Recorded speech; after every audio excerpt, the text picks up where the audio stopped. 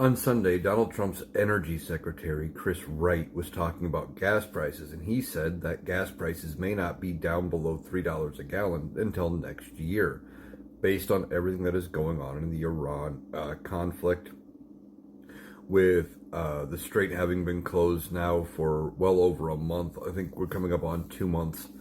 And that's affecting 20% of the global oil and gas supply as we're seeing prices go up.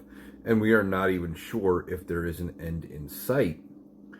And Donald Trump was talking to The Hill in a brief phone call, and he called out Energy Secretary Chris Wright and said, oh, I think he's wrong with that. Totally wrong.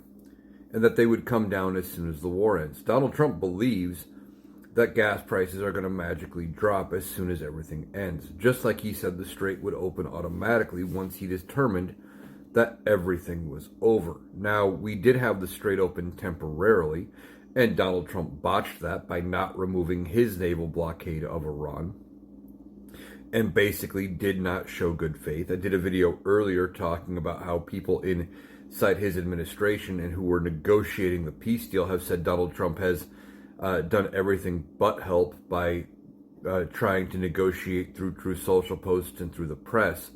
Donald Trump just believes that gas is going to go down when he decides it's going to go down when this conflict is over.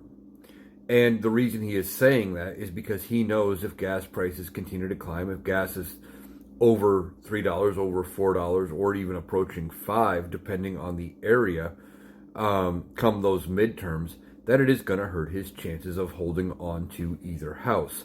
Now, I firmly believe that the House is going to flip to the Democrats. It's almost a guarantee. They only need to pick up like 4 seats or 5 seats, something like that.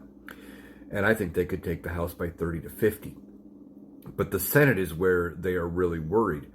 And if gas is expensive, if the economy continues to be awful, there is a good chance that the Republicans cannot hold on to the Senate. So Donald Trump doesn't want his own people even admitting the truth. He wants to go in and correct the record in his mind and try to spin the story that he wants to tell. Now, I think that Energy Secretary Chris Wright is probably closer to the truth here, because we've seen before and heard from other people that Donald Trump does not get given the full information anymore. They give him brief snippets of what's going on and everything else, and it's always painted in a good light because he doesn't take bad news very well. So I guess we'll see when gas prices go down.